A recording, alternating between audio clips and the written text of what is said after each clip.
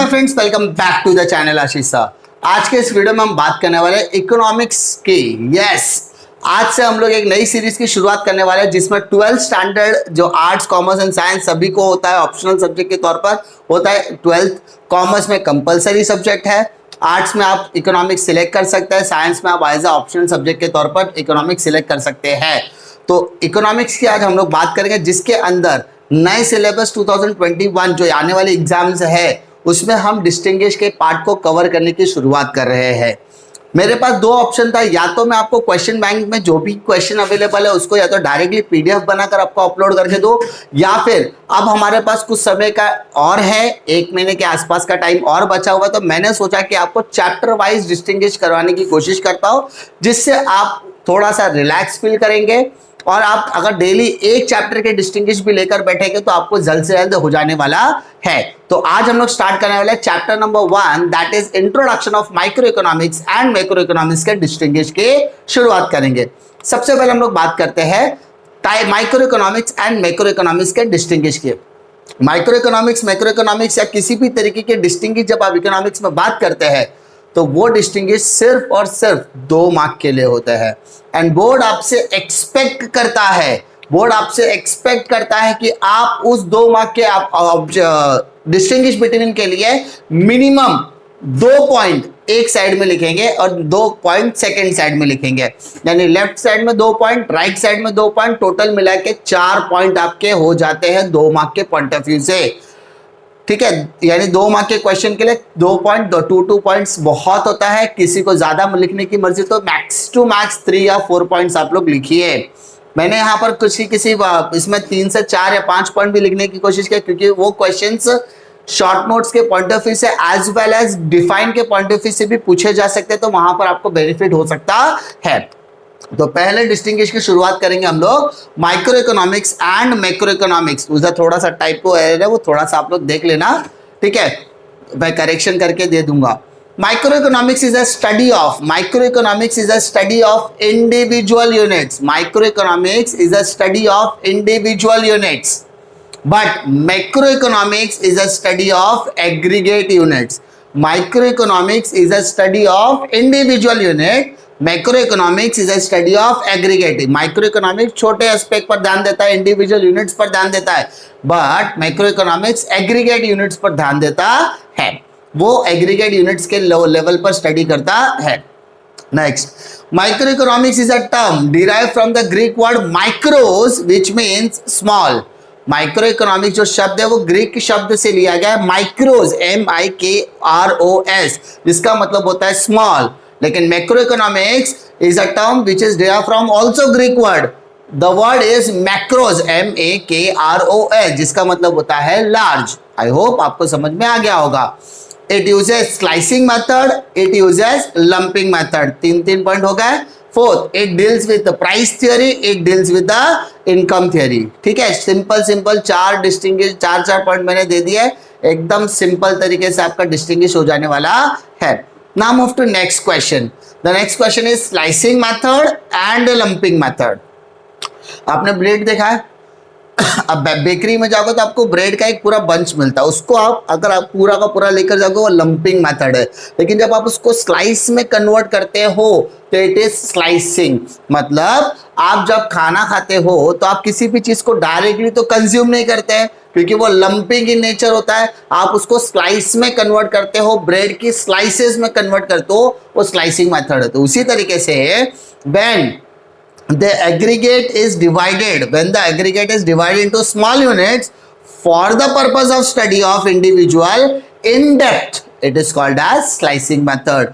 जब पूरे aggregate units को डिटेल एनालाइज करने के लिए आप उसको छोटे छोटे हिस्सों में बांटते हो, छोटे छोटे पार्ट्स में डिवाइड करते हो, उसको हम कहते हैं slicing method.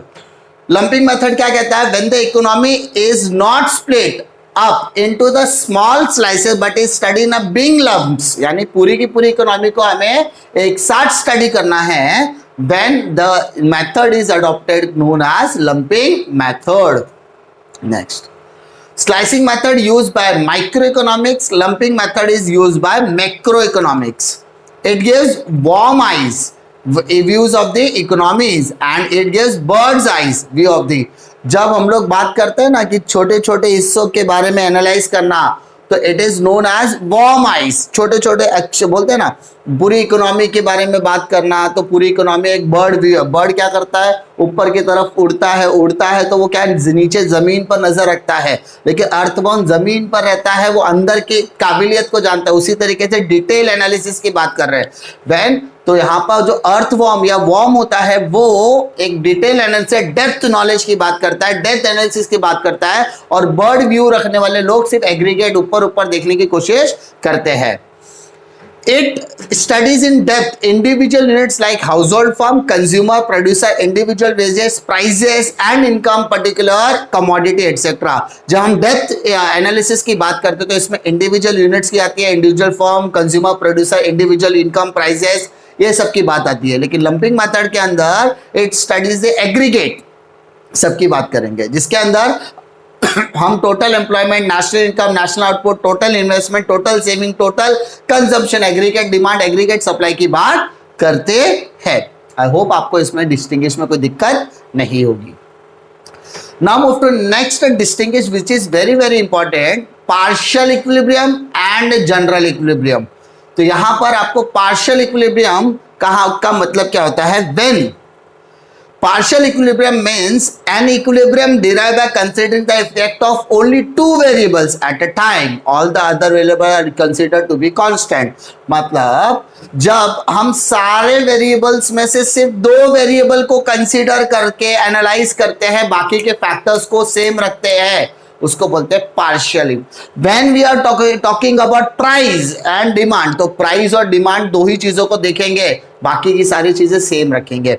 When we are talking about price and supply, तो प्राइस और सप्लाई को, तो डिमांड को देखने की जरूरत ही नहीं है। तो जब हम दो फैक्टर्स को देखते हैं, दो वेरिएबल्स को देखकर एनालाइज करते हैं, उसे पार्शियल कहा जाएगा। जनरल क्या कहता है, general equilibrium means an equilibrium which is derived bye considering the effect of many variables at a time.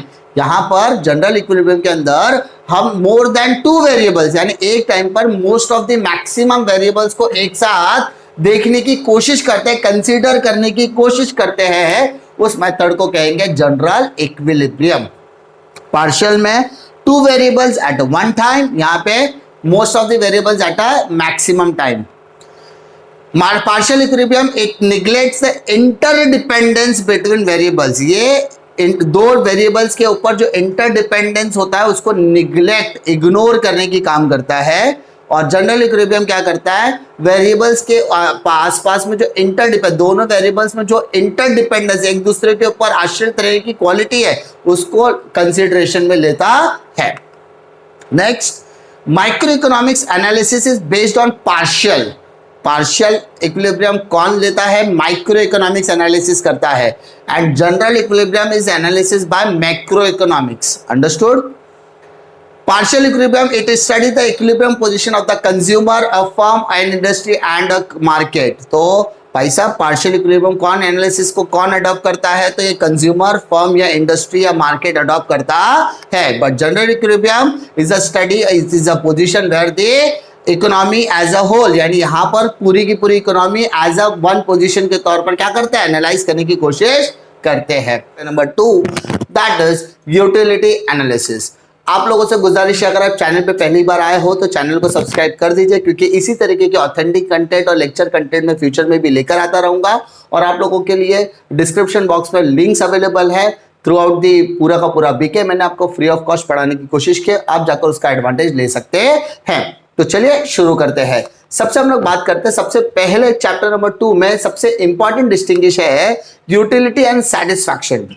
ये आपको कॉन्सेप्चुअल बेसिस पर बहुत ज्यादा इंपॉर्टेंट है, साथ ही साथ डिफाइन एंड कॉन्सेप्ट के लिए भी आता है, एंड ये क्वेश्चन करने पर आपको कहीं ना कहीं 2 मार्क्स के क्रैप करने की अपॉर्चुनिटी बढ़ जाती है। सबसे पहले हम लोग बात करते हैं यूटिलिटी।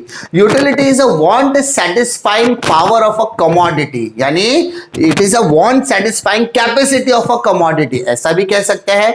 मतलब आप जब किसी भी कमोडिटी को कंज्यूम करते हो, खाते हो, उसका इस्तेमाल करते हो, तो उसको इस्तेमाल करने के बाद उसको जो सेटिस्फैक्शन मुझे मिलता है, उस सेटिस्फैक्शन को हम यूटिलिटी कहते हैं। सिंपल। यूजफुलनेस का मतलब क्या होता है, सेटिस्फैक्शन का मतलब क्या होता है, satisfaction is the feeling of pleasure which person experience after completing the consumption. यानी किसी चीज को इस्तेमाल करने के बाद, किसी भी चीज का कंजम्पशन करने के बाद जो लेवल ऑफ प्लेजर मुझे मिलता है, जो लेवल ऑफ प्लेजर मुझे मिलता है, वो प्लेजर एक फीलिंग होती है, उस फीलिंग को मैं कहूंगा satisfaction. Understood? Next, utility is the starting point of the consumption, it is anticipated satisfaction. मतलब किसी भी चीज के कंजम्पशन के लिए या किसी भी सर्विसेज को यूज करने के लिए आपके मन में यूटिलिटी सबसे पहले इनिशिएट करता है। यानी यूटिलिटी जो होती है वो किसी भी कंजम्पशन का स्टार्टिंग पॉइंट होती है, बाद में वो सेटिस्फैक्शन में कन्वर्ट होती है। And satisfaction is the end point of the consumption. Start with the utility, ends with the satisfaction. ठीक है, इस जब आपको किसी भी चीज को कंजम्पशन करने के बाद सेटिस्फैक्शन मिल जाता है, वो आपका एक्चुअल रियलाइजेशन होता है। आई होप इस डिस्टिंग्विश में कोई दिक्कत नहीं आएगी। डिस्टिंग्विश में किसी डिस्टिंग में 2 पॉइंट 3 पॉइंट करने की कोशिश कीजिए, क्योंकि आपको ये 2 मार्क के डिस्टिंग्विश के लिए ही पूछा जाएगा। ठीक है, नेक्स्ट आपका form utility and time utility. What is form utility? Utility increased by changing the shape, size, colour etcetera of a commodity is called form utility. हम ऐसा कह सकते हैं, जब आप किसी भी चीज का कंजम्पशन करने के लिए किसी भी ओरिजिनल प्रोडक्ट का कन्वर्जन करते हैं, चाहे उसका आप साइज चेंज कीजिए, शेप चेंज कीजिए, कलर चेंज कीजिए, तो जब कंज्यूमर के कंजम्पशन के लायक या कंज्यूमर के कंजम्पशन के लिए किसी भी तरीके के प्रोडक्ट पर चेंजेस किए जाते हैं, उसको हम कहते हैं form utility. Next, time utility. Utility increase by changing the time of utilisation. मतलब जब मुझे उस चीज का सेटिस्फैक्शन उसके समय के हिसाब से मिलेगा, when the consumer gets the satisfaction by the consumption on a particular time period के हिसाब से मिलेगा, तो सर टाइम यूटिलिटी कहेंगे। जैसे form utility is created by changing the structure of existing material to another structure. Existing material का structure आप change करके उसको अनदर स्ट्रक्चर देते, ताकि कंज्यूमर उस चीज को क्या कर सके, कंज्यूम कर सके, कंजम्पशन कर सके। टाइम में क्या होता है? Time utility is created by use of storage facility. Example के तौर पे फर्नीचर ले लेते हैं फॉर्म यूटिलिटी के लिए, जहां पर आप पेड़ को काटोगे, पेड़ को काटने के बाद उसको प्लाईवुड में कन्वर्ट करना होगा, प्लाईवुड से आप उसको फर्नीचर में कन्वर्ट करते हो, ultimately consumer is using furniture, तो वो फॉर्म यूटिलिटी होगा। सिंपल। अब मटर, आपने बीन्स का नाम सुना होगा, मटर का नाम सुना होगा, वहां वो आप एक पर्टिकुलर सीजन में अवेलेबल होता है, लेकिन थ्रू आउट द ईयर हम उसका इस्तेमाल कर सकते हैं। क्यों? क्योंकि हम उसे स्टोरेज में रखते हैं, फ्रिज में रखते हैं, फ्रीजर में रखते हैं, ये वेयर हाउस में रखते हैं, तो वो थ्रू आउट द ईयर इस्तेमाल कर सकते हैं, तो उसको हम क्या कहेंगे? Time utility. Simple. Next, utility and usefulness. Next आपका डिस्टिंग्विश है। पहला, the want satisfying power of a commodity, capacity of a commodity is known as utility, जो हमने पहले पढ़ा है। यूजफुलनेस क्या होता है? Usefulness is a quality of a commodity benefiting a consumer is called usefulness. मैं जिस चीज का इस्तेमाल कर रहा हूं, मैं जिस चीज को कंज्यूम कर रहा हूं, मैं उस चीज का, मुझे उससे बेनिफिट मिल रहा है क्या, वो बेनिफिट क्वालिटेटिव है या क्वांटिटेटिव है, मुझे पता। When the consumer getting the quality satisfaction या quality benefit from a consumption of a commodity is called as usefulness। मुझे इस्तेमाल करने के बाद मुझे उसका satisfaction मिल रहा है, मुझे उसका benefit मिल रहा है, वो भी qualitative basis पर, तो उसे usefulness कहेंगे। ठीक है। Next, a commodity possessing utility may not be possessing usefulness। जरूरी नहीं कि जो चीजों का आप इस्तेमाल करो वो आपको हमेशा यूजफुल ही लगे, आप उसका जस्ट काम चलाओ के तौर पे। जैसे हम लोगों को कभी कभी बहुत भूख लगती है, जैसे तो वहां हमें खाने के लिए प्रॉपर खाना नहीं मिलता, तो हम सोचते हैं यार हमारा घर अभी 3-4 घंटा बहुत दूर है और घर पर जाकर मैं भरपेट खाना खा लूंगा, 3-4 घंटे के लिए काम करता हूँ, चिट चैट क्या कर लेता हूँ, वड़ा पाव वगैरह खा के मैं अपना काम चला लेता हूँ। ये क्या है मेरा? ये जस्ट मेरा बोलते हैं ना यूजफुलनेस है। तो आप जो चीजों को कंज्यूम कर रहे हो उससे आपको सेटिस्फैक्शन मिल रहा है, ये जरूरी नहीं, लेकिन आपका काम चल रहा है ना, तो हर चीज जो आपको सेटिस्फैक्शन दे रही है वो यूटिलिटी हो सकती है, लेकिन जो इस चीज से सेटिस्फैक्शन मिला वो यूजफुलनेस होगी, ऐसा बोल सकते हैं। ठीक है, तो सेटिस्फैक्शन मिल भी सकता है, सेटिस्फैक्शन नहीं भी मिल सकता है। उस कमोडिटी को कंज्यूम करने के बाद आपका सेटिस्फैक्शन लेवल बढ़ गया, यूटिलिटी नहीं हुआ, तो हो सकता है वो सिर्फ काम चलाऊ हो। Utility possessing useful definitely possesses utility, यानी यहाँ पर जो चीज हम लोग इस्तेमाल करते हैं, जो चीजों को हम कंज्यूम करने की कोशिश करते हैं, वो आपकी यूटिलिटी को पोज करने की कोशिश करता है। Now move to next, time utility, place utility. Time हमने अभी पढ़ा था, प्लेस अभी नहीं पढ़ेंगे। When utility of a commodity increasing by storing and making it available during the time of a need, it is called as time utility. Time utility का मतलब क्या होता है? जब हम किसी भी commodity को स्टोर करके रखते हैं और उसका इस्तेमाल समय आने पर कर सके, उसे हम टाइम यूटिलिटी कहेंगे। जी, किसी भी चीज का स्टोरेज करना और उससे जब इस्तेमाल करने कहा जाए या जब इसका जरूरत है तब उसका इस्तेमाल किया जाए, तो ऐसी यूटिलिटी को हम कहेंगे time utility. Place utility, when a change in the place of a commodity increases its utility, it is called as place utility. अब यहाँ पर हम सब जैसे कश्मीर के सेब की बात करते हैं, एप्पल की बात करते हैं। कश्मीर का एप्पल हमारे मुंबई में अवेलेबल हो रहा है through the way of transportation, तो इट गिव्स प्लेस यूटिलिटी। जब उसका मतलब मुझे उस चीज की सेटिस्फैक्शन लेने के लिए, मुझे कश्मीर के सेब का सेटिस्फैक्शन लेने के लिए कश्मीर जाने की जरूरत नहीं है, वो चीजें जब मुझे मुंबई में अवेलेबल की जा सकती है, तो it gives a place utility. Understood? तो प्लेस के हिसाब से जो सेटिस्फैक्शन मिलेगा वो। Second, time utility is created by storing the goods from the time of production to the time of consumption. Production करने से लेकर कंजम्पशन करने के बीच के समय पर जब हम किसी भी गुड्स को स्टोर कर लेते हैं, उसको हम कहते हैं टाइम यूटिलिटी। सिंपल।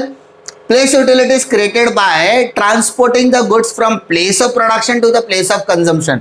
जहां से प्रोडक्ट बना वहां से लेके आपके दरवाजे तक कंजम्पशन करने तक जो ट्रांसपोर्टेशन फैसिलिटी का किया जाता है इस्तेमाल, उसे हम कहते हैं प्लेस यूटिलिटी।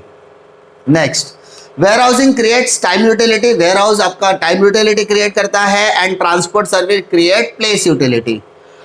एग्जाम्पल के तौर पे storing of mangoes till they are transported to the local market. हमारे पास मैंगोज हमने बनाए, उसको हम लोग ने स्टोर करके रखा है ताकि लोकल मार्केट तक हम क्या करें, उसको ट्रांसपोर्ट कर सके।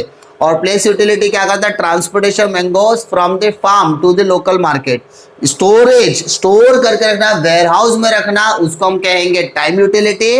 और ट्रांसपोर्टेशन करवाना हम उसको कहेंगे place utility. Next, total utility and marginal utility. ये एक इंपॉर्टेंट डिस्टिंग्विश है इस चैप्टर का, इसको किए बिना कहीं जाना नहीं। पहला, total utility refers to the aggregate of utility. Total utility refers to the aggregate of the utility derived by the consumer from all units of a commodity consumed. And marginal utility is the additional utility derived by the consumer on consumption of an additional unit of a commodity. मतलब जब मैं पहली commodity consume करूंगा तो it gives a satisfaction. उस satisfaction को मैंने दिया 10 पॉइंट। ठीक है, तो टोटल यूटिलिटी और मार्जिनल यूटिलिटी 10 से शुरू हो गई। सेकेंड, कंजम्पशन करने पर वो मेरा जो सेटिस्फैक्शन वो धीरे धीरे कम हो रहा है क्योंकि मेरा पेट भरेगा, तो मेरा जो सेटिस्फैक्शन यूटिलिटी लेवल है वो डिक्रीज हो रहा है। 10 से मैंने 8 दिया, 8 से मैंने 6 किया, तो मार्जिनल यूटिलिटी एडिशनल कंजम्पशन करने के बाद वो डिक्रीज होती है।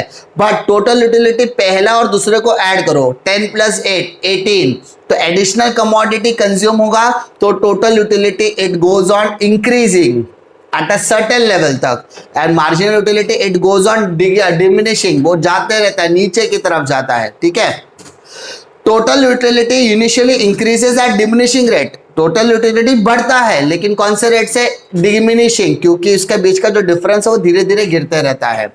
Marginal utility goes on diminishing, marginal utility नीचे की तरफ ही जाता है। At the point of satiety utility is maximum. Total utility एक मैक्सिमम पॉइंट पर जाके ऐसा स्टेबल हो जाएगा, उसको बोलेंगे पॉइंट ऑफ सैटिटी। एंड जब पॉइंट ऑफ सैटिस्फैक्शन आएगा तो उसके नीचे जो मार्जिनल यूटिलिटी होगा वो जीरो लेवल पर होगा। कौन से लेवल पर? जीरो। उसके बाद टोटल यूटिलिटी इसके बाद गिरना शुरू होता है, तो जब वो नीचे की तरफ गिरेगा तो मार्जिनल यूटिलिटी नेगेटिव की तरफ जाता है। किसकी तरफ जाता है? नेगेटिव। अगर आपको याद नहीं है तो relationship between total utility and marginal utility मैंने पढ़ाया हुआ है, आप उसको जाकर अच्छे से देखो, आपको डायग्राम के पॉइंट ऑफ व्यू से समझ में आ जाएगा। इसीलिए टोटल यूटिलिटी हमेशा पॉजिटिव होगा, लेकिन मार्जिनल यूटिलिटी पॉजिटिव होगा, नेगेटिव होगा और जीरो भी हो सकता है।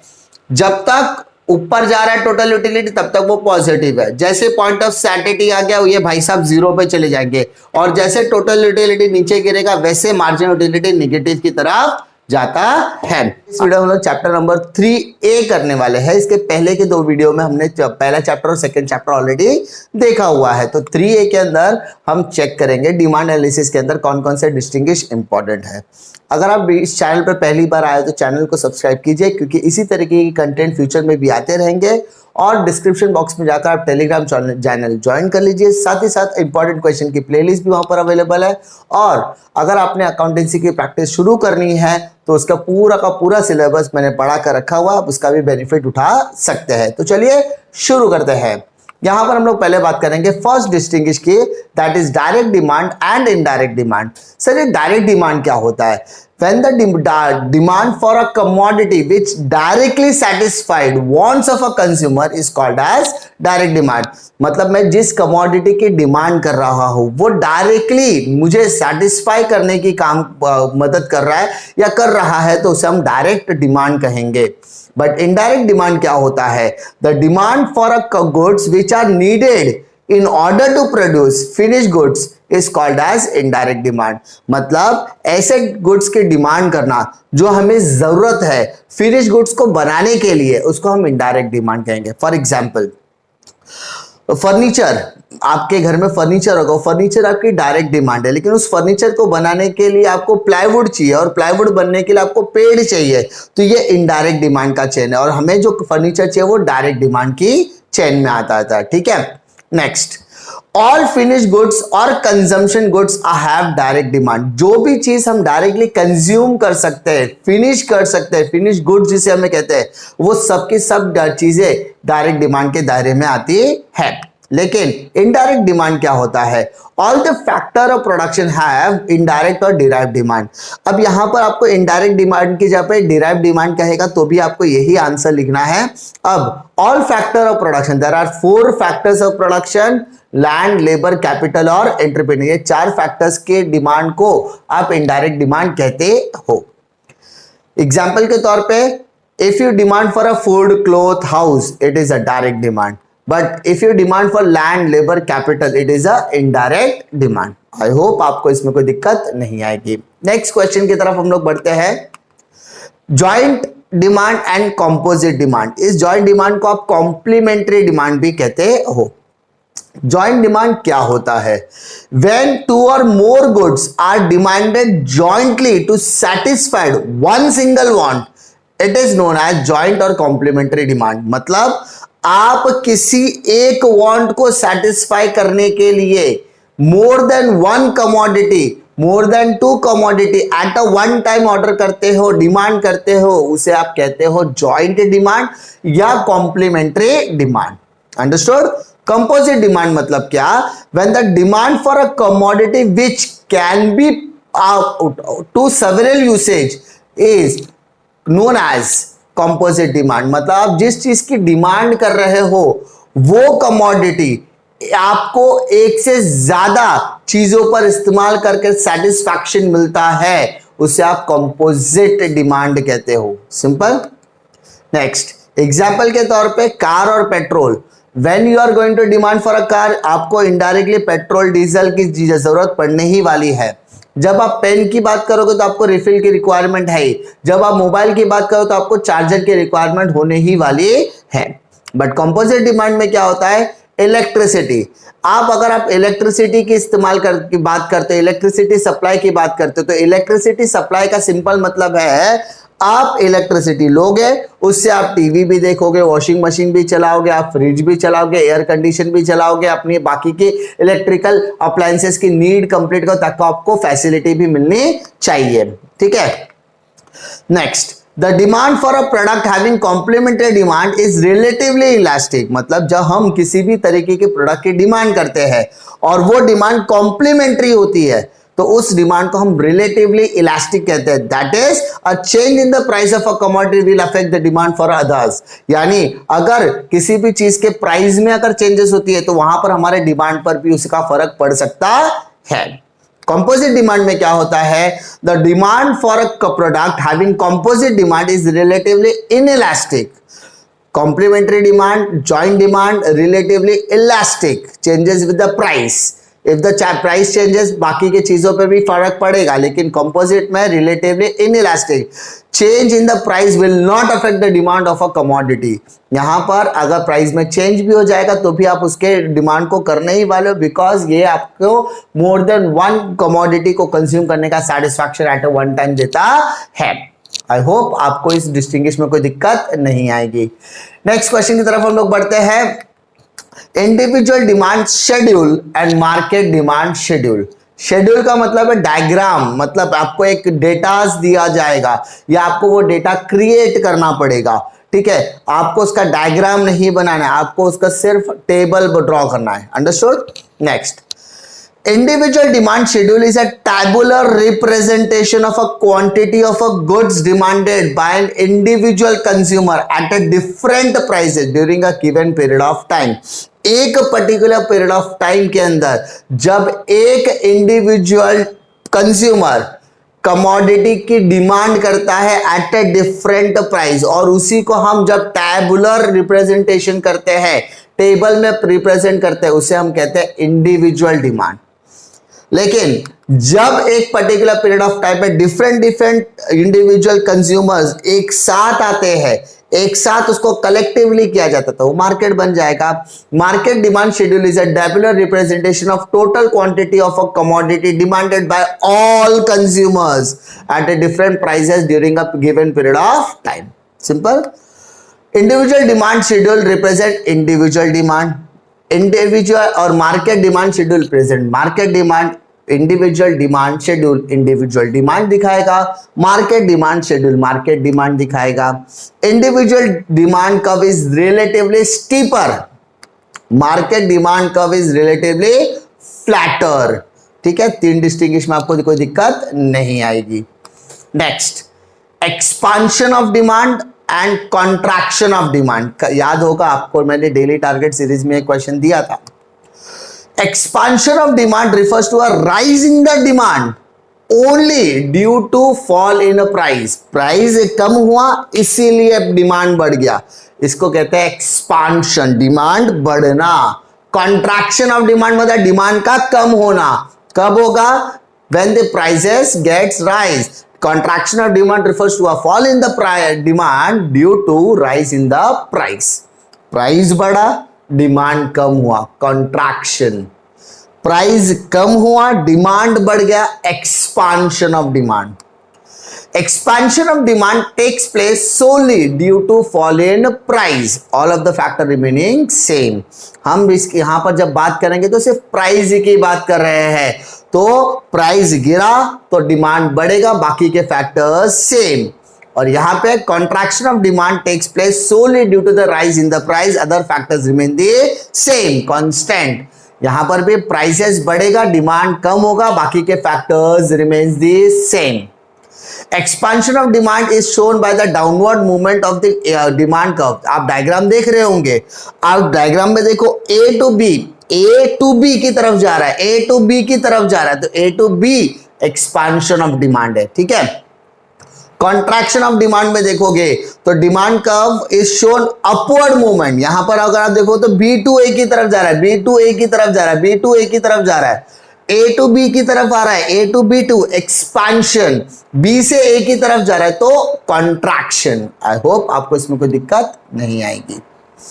उसके बाद increase in demand, decrease in demand, increase in demand, decrease in demand.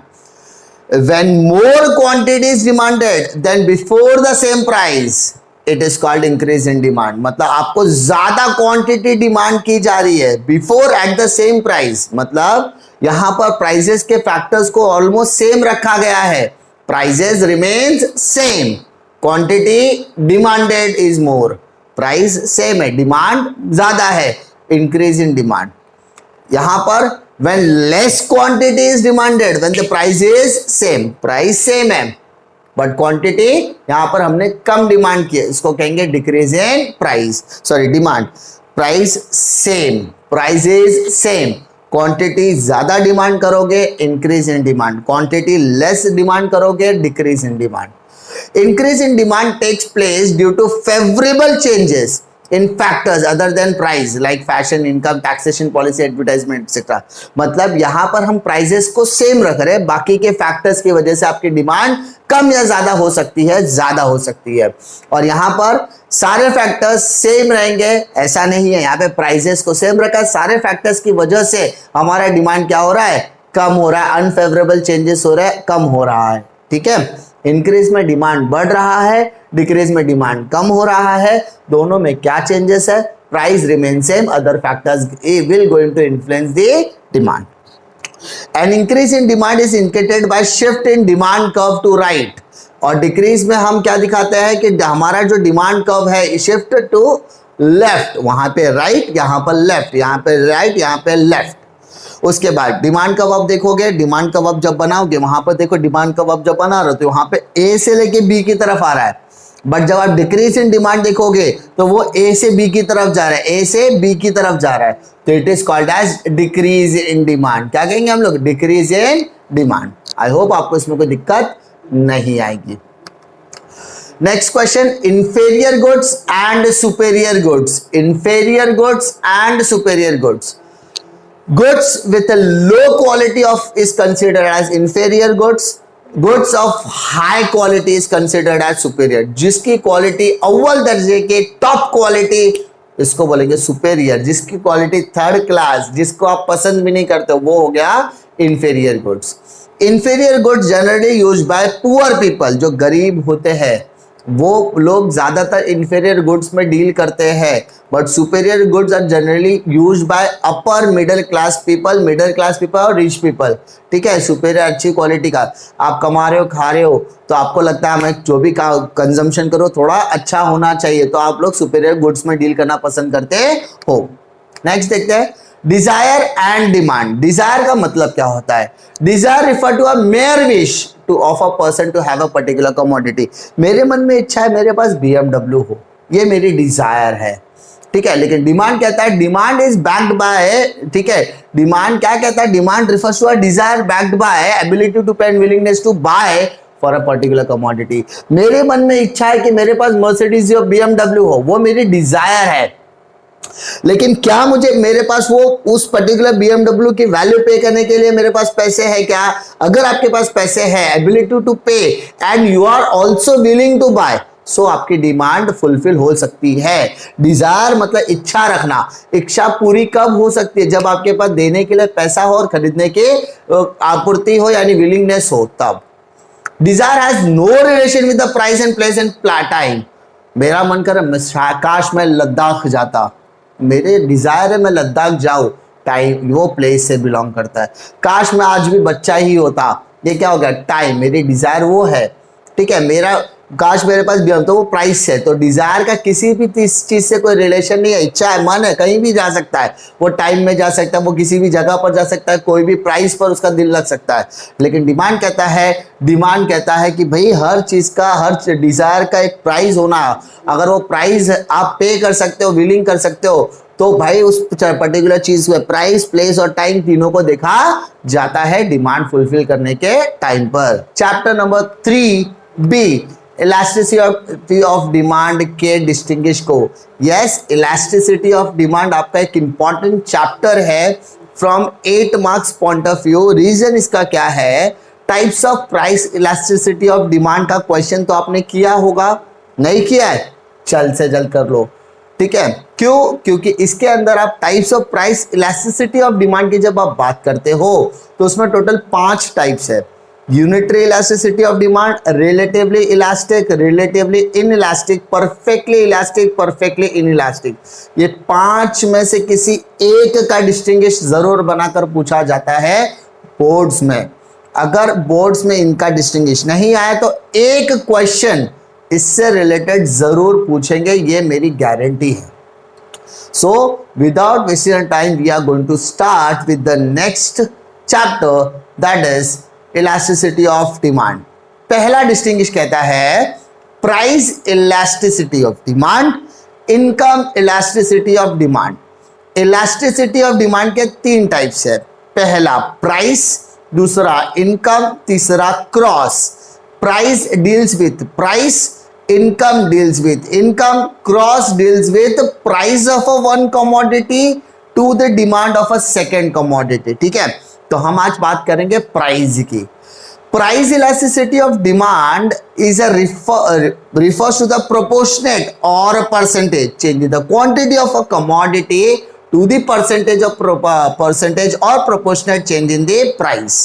मतलब मेरे डिमांड में जितना परसेंटेज चेंज होगा upon 2% change in price of a commodity. Price changes, demand changes. Demand जो परसेंटेज पे चेंज होगा वही परसेंटेज के हिसाब से प्राइस में भी चेंजेस होगा। तो when we are talking about change in quantity of a demand of a commodity to a price, तो it is called as price elasticity of demand. Income क्या कहता है? Income elasticity refers to proportionate of percentage change in quantity demanded of a commodity due to the proportionate of percentage change in the income। वहां पर price की बात कर रहा था, ये कहता है कि भाई साहब आपके डिमांड में जितना परसेंटेज चेंज होगा ना उसका प्रोपोर्शनेट चेंज, हम यहां पर इनकम की बात करेंगे। Change in income, demand change हुआ, प्राइस चेंज होगा, price elasticity of demand. Demand change हुआ due to change in price, तो भाई साहब इनकम इलास्टिसिटी ऑफ डिमांड। कोई दिक्कत? Next, price elasticity helps to measure the degree of responsiveness of the demand of a commodity to the change in price. मतलब price elasticity मदद करता है किसमें? आपको डिमांड में जितनी परसेंटेज पर चेंज हुई है टू, आपको देखा जाएगा कि कितना परसेंटेज प्राइस चेंज हुआ है। मतलब आपको रिस्पॉन्सिव चेक करना है, रिस्पॉन्स चेक करना है कि प्राइस के कितने परसेंटेज बढ़ने पर उसका डिमांड कितना अफेक्ट हुआ है। मतलब किसी कमोडिटी का प्राइस 10% बढ़ गया तो डिमांड कितने परसेंटेज से कम या ज्यादा हो रहा है वो चेक करना प्राइस इलास्टिसिटी ऑफ डिमांड का काम है। लेकिन इनकम इलास्टिसिटी मदद करता है, helps to measure the responsiveness of the demand for a commodity to change in the consumers income. मतलब हम यहां पर किसकी बात करेंगे? हम यहां पर डिमांड की बात करेंगे। बट यहां पर डिमांड के कम ज्यादा होने के चांसेस उसके कंज्यूमर के इनकम पर डिपेंडेड है। मतलब यहां पर हम इनकम की बात करेंगे, वहां पर हम प्राइसेस की बात करेंगे। There are 5 types of elasticity of demand: perfectly elastic, perfectly inelastic, unitary elastic, relatively elastic, relatively inelastic। और इसका फॉर्मूला क्या बनता है? ED is equal to percentage change in quantity demanded of a commodity divided by percentage change in price, जिसको हम delta triangle के shape में दिखाने की कोशिश करते हैं। Percentage change in quantity upon percentage change in price. Income की बात करते हैं। इनकम क्या कहता है कि there are 3 types of income elasticity of demand: zero, positive, negative. Zero income, positive income, negative income. ये क्या कहता है? Change, percentage change of income. ठीक है, आपको इनकम को Y से दिखाना है सिंपल, और क्वांटिटी को Q से। तो percentage change in quantity upon percentage change in income Y। Simple, symbolic represent. ऐसा देखा जाए तो टोटल 4 पॉइंट हो गए। यहां पर टाइप्स वाला पार्ट तीसरा हो जाएगा, सिंबॉलिक रिप्रेजेंटेशन के लिए आप फोर्थ वाला पॉइंट अडॉप्ट कर सकते हैं। आई होप आपको इस क्वेश्चन में कोई दिक्कत नहीं आएगी। नेक्स्ट क्वेश्चन की तरफ हम लोग बढ़ते हैं।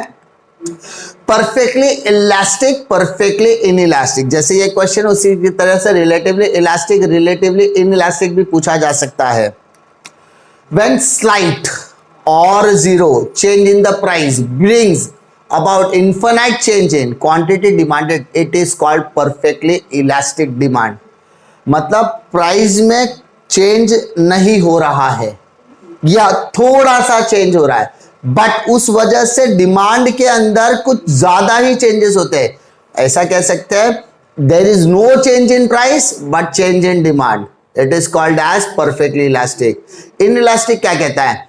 Renting in the price of a commodity has no effect of quantity demanded of a commodity, it is मतलब यहां पर प्राइजेस चेंज हो रहा है, डिमांड चेंज नहीं हो रहा है. पहले वाले में क्या हो रहा था? Price remain constant, demand gets changes. Second वाले में demand gets remain the constant, price gets changes. The value of ED, ED मतलब elasticity of demand is infinite और वहां पर ईडी इज इक्वल टू 0.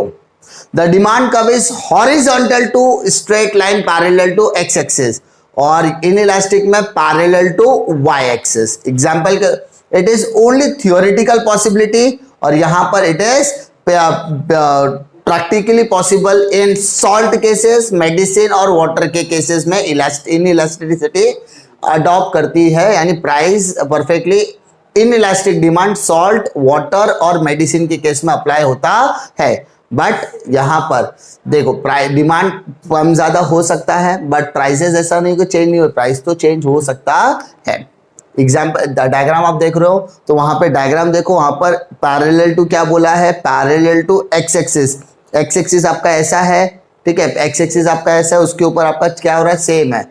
और यहाँ पर parallel to Y axis, Y axis आपका ऐसा होता है, उसके पैरेलल में आपका डिमांड दिया है, तो इसको इनइलास्टिक बोलेंगे. क्लियर? हम चैप्टर नंबर 4 की शुरुआत करेंगे. इसके पहले के वीडियोस में हमने चैप्टर 1, 2, 3A, 3B कवर किया है, तो अब हम चैप्टर नंबर 4 की तरफ जा रहे हैं जिसका नाम है सप्लाई एनालिसिस. अब आपको मैं बता दूं कि सप्लाई एनालिसिस एक इंपॉर्टेंट टॉपिक है डिस्टिंग्विश के पॉइंट ऑफ व्यू से भी, ठीक है. तो आप सभी से गुजारिश है कि आप लोग वीडियो को एंड तक जरूर देखें. Please do not download it, इससे हमें रीच नहीं मिलती, जिस वजह से मैक्सिमम स्टूडेंट तक ये वीडियो सजेशन में नहीं जाता है. तो आप लोगों से गुजारिश है वीडियो को एंड तक जरूर देखें. वीडियो कभी भी डिलीट इस चैनल से नहीं होने वाली, तो उसका आप टेंशन छोड़ दीजिए. आप जब चाहे तब आकर उसको आप एंजॉय कर सकते हो, लेक्चर्स देख सकते हो, आप इसका बेनिफिट उठा सकते हो. चलिए हम लोग शुरू करते हैं. पहला क्वेश्चन क्या कहता है? Demand curve and supply curve. Demand curve and supply curve. Demand का मतलब पहले आपको पता होना चाहिए, demand refers to design which is ability to pay and willingness to buy. तो डिमांड कर्व कहता है, demand curve is a graphically representation of demand schedule. तो उसी तरीके से supply curve is a graphically representation of supply schedule. Demand curve demand schedule का graphical representation है, supply curve supply schedule का ग्राफिकल रिप्रेजेंटेशन है. सिंपल सी बात है सर. शेड्यूल मतलब टेबुलर फॉर्म, टेबल हम बनाते हैं मालूम है, उसी को बोलते हैं. Demand curve has negative slope because there is a inverse relationship between price and demand of a commodity. Price और डिमांड दोनों में कौन सा रिलेशन है? इनवर्स. क्यों?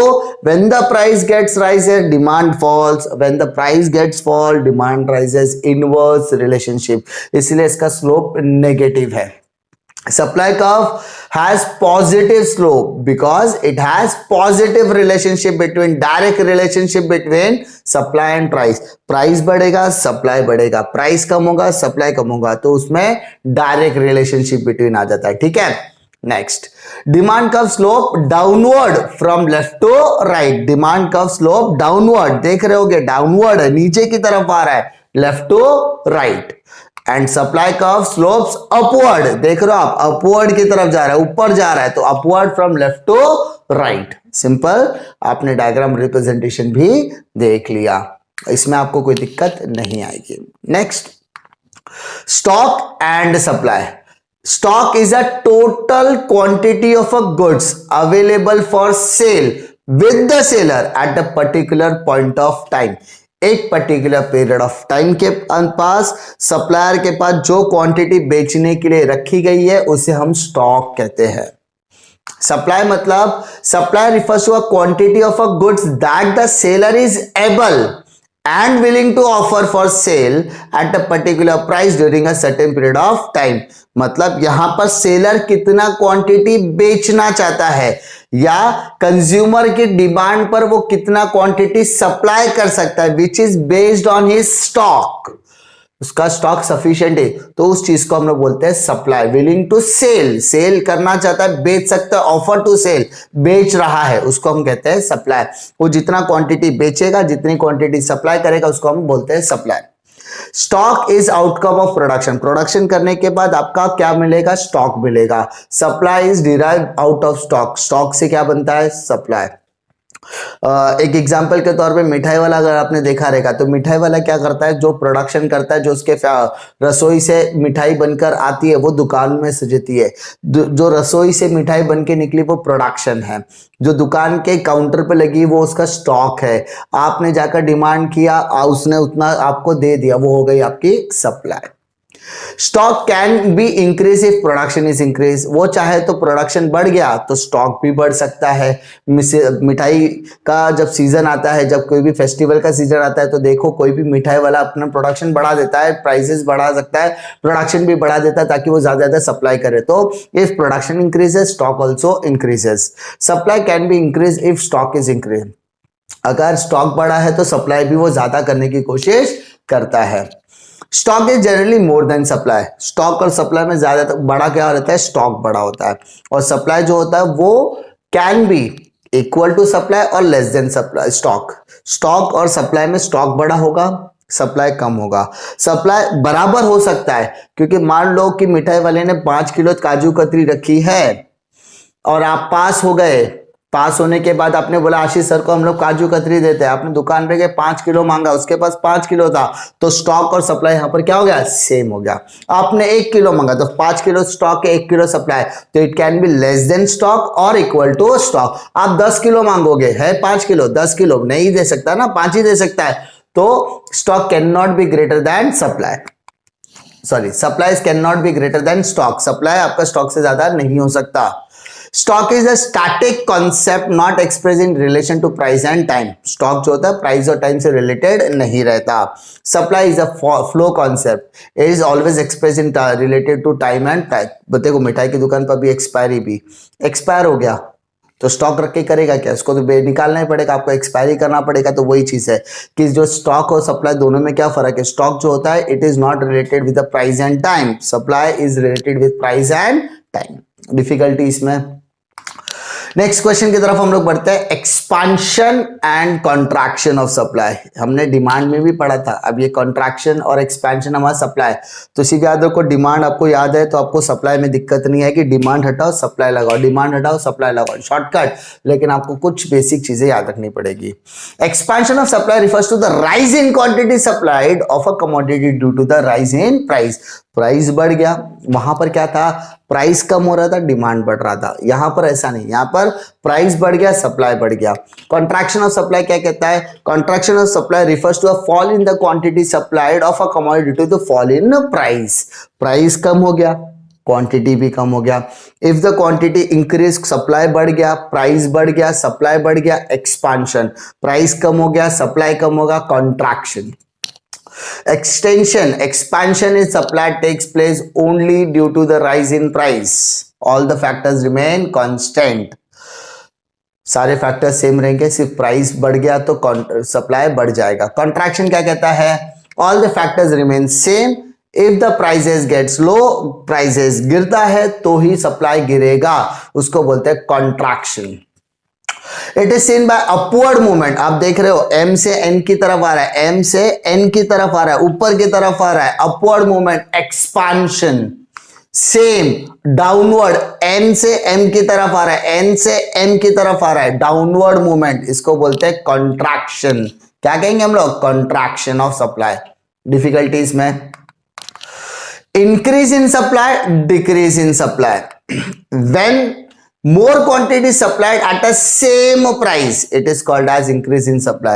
Price same है, supply ज्यादा, increase. price same है, supply less, decrease in supply. When less quantity supplied at a same price is called as decrease in supply. Same price ज्यादा supply करो, increase. Same price कम supply किया, decrease. Increase of supply takes place due to the favorable change in the other factors than price. The price of the commodity remain the same. मतलब यहाँ पे price same है, but बाकी के जो factors है वो चेंज हो रहा है, इसलिए सप्लाई चेंज हो रहा है. सेम यहां पर भी है, prices remain the same, other factors can influence this supply. Supply बढ़ गया तो इंक्रीज में आ जाएगा, सप्लाई कम होगा तो decrease. Other factors would fluctuate the supply. Other factors supply को फ्लक्चुएशन करने का काम करते हैं, बट वो फैक्टर्स में प्राइस नहीं आता. Increase in supply shown by the shift in supply curve from left to right. अगर आप सप्लाई कर्व देख रहे हो तो एमएस से वो एनएस की तरफ आ रहा है, एमएस से वो एनएस की तरफ आ रहा है, एमएस से वो एनएस की तरफ आ रहा है. इंक्रीज. डिक्रीज में ऐसा नहीं है, ये आपका क्या हो रहा है, डाउनवर्ड, थोड़ा पीछे की तरफ जा रहा है. देखो एम से वो एन की तरफ आ रहा है, डाउनवर्ड की तरफ जा रहा है. एमएस से वो एन की तरफ जा रहा है, उस तरफ जा रहा है. तो यहां पर वो कहां पे, लेफ्ट टू राइट. इंक्रीज में वो लेफ्ट टू राइट हो रहा था और डिक्रीज में वो राइट टू लेफ्ट की तरफ जा रहा है. आई होप आपको इसमें कोई दिक्कत नहीं आएगी. Next, total cost and total revenue. दो इंपॉर्टेंट कॉन्सेप्ट. टोटल कॉस्ट, पहला, total cost is the total amount incurred by firm on a factors of production. हमारे 4 फैक्टर्स ऑफ प्रोडक्शन है, लैंड, लेबर, कैपिटल, इंटरेस्ट. ये 4 factors के ऊपर जो हमने खर्चे किए उसको बोलेंगे total cost. It is a total combination of all cost. Total revenue is the total sale proceed of a firm by selling of a commodity at a given price. यहां पर मैंने माल बेचा, मैंने माल टोटल जितना भी सामान था उतना बेचने का मुझे क्या मिला, पैसा मिला, तो इसको बोलेंगे total revenue. Total cost is the total expenditure of the firm. Total revenue is the total income of the firm. Cost मतलब खर्चा, खर्चा मतलब एक्सपेंडिचर, रेवेन्यू मतलब इनकम, इनकम मतलब पैसा आ रहा है. Total cost is equal to total fix cost plus total variable cost. Fix cost और वेरिएबल कॉस्ट का टोटल.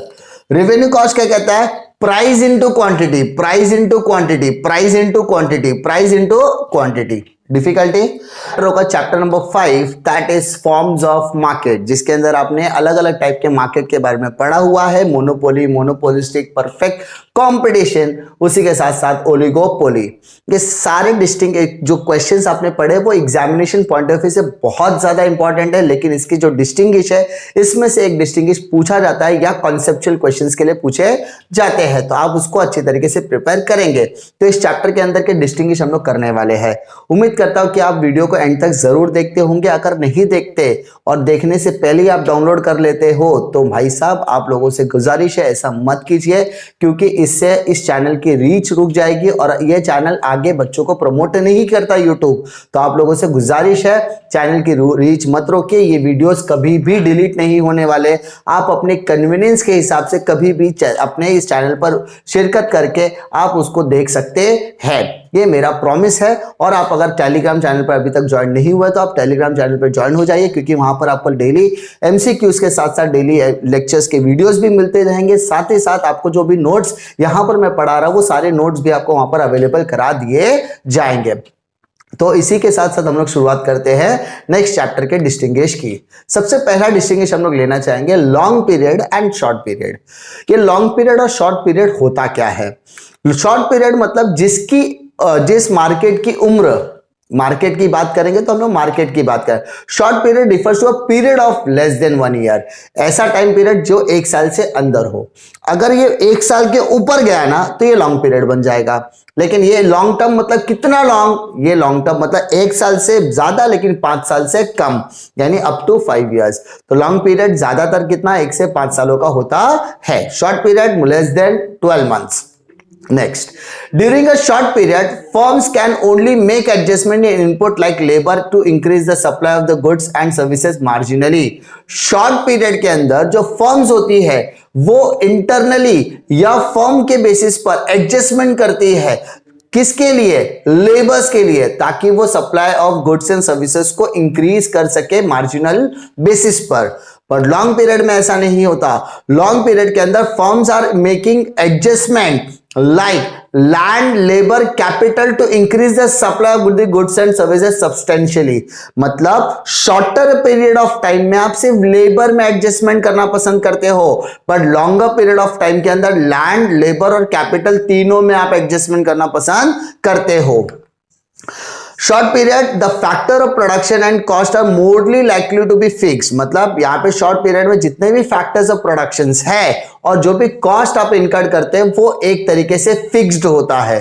सेम लॉन्ग पीरियड में all the factors of production cost are variable, क्योंकि हम लॉन्गर पीरियड की बात करते हैं तो इट डिपेंड्स ऑन सप्लाई कि हमें कितना supply, if we want to supply more goods and services तो भाई साहब हम अपने जो भी फैक्टर्स है उसको इंक्रीज या डिक्रीज कर सकते हैं। आई होप आपको इस कोई डिस्टिंग्विश में कोई दिक्कत नहीं आएगी। Now move to next distinguish, that is perfect competition and monopoly. अब परफेक्ट कंपटीशन का मतलब क्या होता है? Perfect competition is a market structure where there are large number of buyers and sellers dealing in homogeneous goods to large number of buyers at a uniform price without government intervention। मतलब perfect competition एक इस तरीके का market structure है जिसके अंदर large number of sellers homogeneous goods में deal करते हैं, किसको? To the large number of buyers at a uniform price, बिना किसी गवर्नमेंट इंटरवेंशन के, बिना किसी गवर्नमेंट के इंटरफेरेंस के। डिफिकल्टी मोनोपोली में क्या होता है? Monopoly refers to the form of a market where supply of the commodities under the control of a single seller और a producer, that is monopolist. Monopoly के अंदर कितना माल सप्लाई करना है ये किसके ऊपर डिपेंड है? Single seller. मोनोपोली, मोनो मतलब सिंगल, पोली मतलब सेलर। उस पर्टिकुलर मार्केट स्ट्रक्चर के अंदर एक ही सेलर उस पूरे मार्केट के सप्लाई को कंट्रोल करने का काम करता है, जिसे हम मोनोपोलिस्ट कहते हैं। Difficulty there are perfect competition के अंदर there are large number of sellers, monopoly there are only one seller. The products are sold homogeneous। परफेक्ट कंपटीशन में प्रोडक्ट होमोजेनियस होते हैं। Monopoly the product has no close substitute. Supplier की मर्जी, वो क्या सप्लाई करना चाहता है, कितना सप्लाई करना चाहता है और कैसे सप्लाई करना चाहता है। परफेक्ट कंपटीशन में there is a free entry and exit, but monopolist में there are entry and exit barriers. Perfect competition में कोई भी आ सकता है, कोई भी जा सकता है, बट मोनोपोली में देयर इज अ रेस्ट्रिक्शन, वो किसी और को आने देता नहीं है, क्योंकि उसका कंपटीशन खड़ा हो जाएगा। कंपटीशन खड़ा हो जाएगा तो वो मार्केट को कंट्रोल नहीं कर पाएगा। The price of a product is fixed by market forces of demand and supply. The seller and buyers are the price takers. Perfect competition के अंदर जो किसी भी कमोडिटी का प्राइस डिमांड एंड सप्लाई पर डिपेंड होता है, इसीलिए जो बायर्स और सेलर्स होते हैं वो प्राइस टेकर्स होते हैं। They are not the price maker, they are the price takers, लेते हैं। But monopoly the price of a product is fixed by seller. कितना लेना है, कैसा लेना है, वो खुद कौन डिसाइड करता है? सेलर डिसाइड करता है। He is a price maker and the buyer are the price takers. जो सेलर होता है वो प्राइस मेकर है। किसी कमोडिटी पर 2 रुपया ज्यादा लेना, 3 लेना, 10 रुपया 20 रुपया ज्यादा लेना, वो सेलर खुद डिसाइड करता है। एंड बायर को वो प्राइस पे करना ही पड़ता है, because he is the price taker, seller is a price maker. Difficulty next question की तरफ आते हैं। Monopoly and monopolistic competition. Monopoly refers to the form of a market where the supply of a commodity is under the control of a single seller or a producer। Monopoly एक ऐसा market condition होता है जिसके अंदर पूरा का पूरा market एक ही पर्टिकुलर पर्सन के इर्द गिर्द घूमता है। एक ही पर्टिकुलर पर्सन पूरे मार्केट को कंट्रोल करता है, जिसे हम मोनोपोलिस्ट कहते हैं, सिंगल सेलर कहते हैं, सिंगल प्रोड्यूसर कहते हैं। बट मोनोपोलिस्टिक कंपटीशन में ऐसा नहीं होता। Monopolistic competition refers to a competition among a large number of a seller producing the close but not perfect substitute। मतलब मोनोपोलिस्टिक कंपटीशन एक इस तरीके के मार्केट स्ट्रक्चर या कंपटीशन है जिसके अंदर सेलर्स बहुत सारे हैं, they are the producing those product which are the close substitute, ठीक है, बट परफेक्ट सब्स्टिट्यूट नहीं होता। They are the close substitute but they are not the perfect substitute. Simple. Monopoly, there is a single seller. Monopoly, there are fairly large number of seller, but not as large as perfect competition.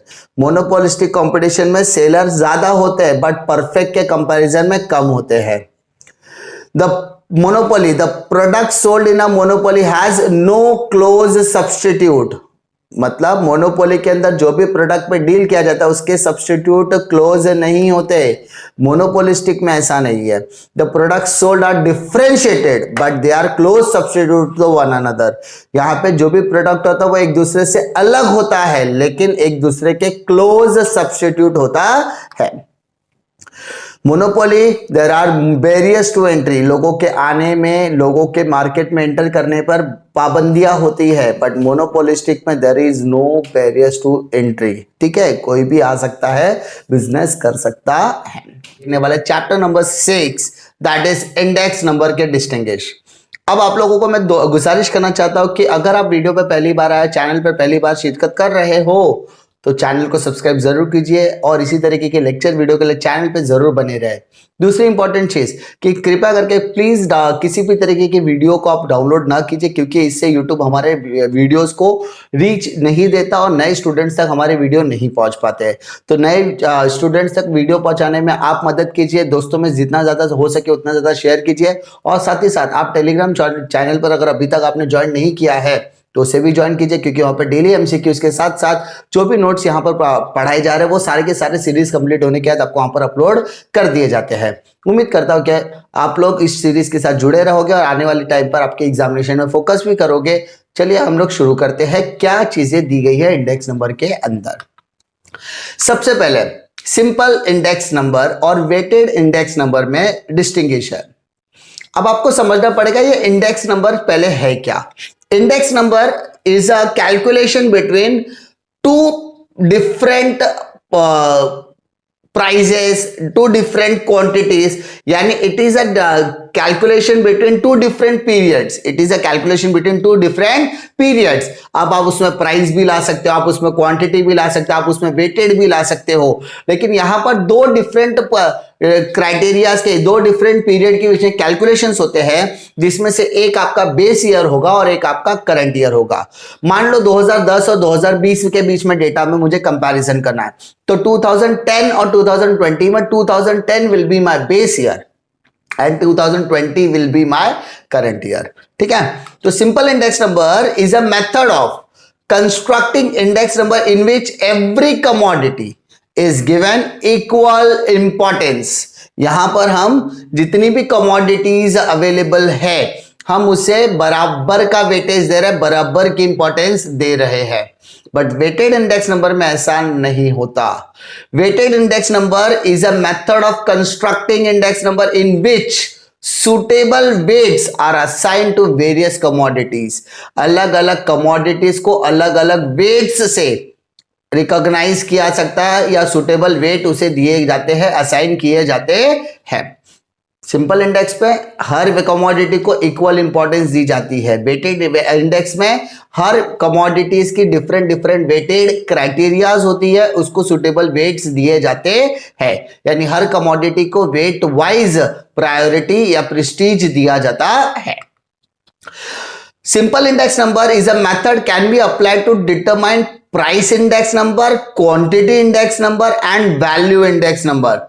यानी simple index number का आप इस्तेमाल price index number, quantity index number और value index number calculate करने के लिए कर सकते हो। But weighted index number method can be applied to determine price index and special purpose index number. लेकिन वेटेड इंडेक्स नंबर का आप इस्तेमाल सिर्फ और सिर्फ प्राइस इंडेक्स नंबर और स्पेशल पर्पस इंडेक्स नंबर में आप कर सकते हो। Simple index number is the easiest method of constructing index number. सबसे इजी तरीका क्या होता है इंडेक्स नंबर कंस्ट्रक्ट करने का? Simple index number. और weighted index number is a complex, थोड़ा सा बोलते हैं ना आप, कॉम्प्लिकेशंस आ सकते हैं क्योंकि इसमें ईच एंड एवरी कमोडिटी को वेटेज दिया जाता है, इसलिए थोड़ा सा ये relatively as compare to simple थोड़ा सा कॉम्प्लेक्स होता है। डिफिकल्टी मैं फिर से कह रहा हूं, सिंपल इंडेक्स और वेटेड इंडेक्स नंबर दोनों में क्या डिस्टेंस है? सर सिंपल इंडेक्स नंबर के का में हर वैल्यू सबको एक इक्वल इंपॉर्टेंस दी जाती है, हर कमोडिटीज को, बट वेटेड इंडेक्स में हर एक को एक अलग सी वैल्यूज है। ठीक है, यहाँ पर सारी कमोडिटीज को अगर सेम वैल्यू दी जाए तो सिंपल इंडेक्स, सारी कमोडिटीज को अलग अलग वेटेज दिया जा रहा है तो उसे वेटेड एवरेज कहा जाएगा।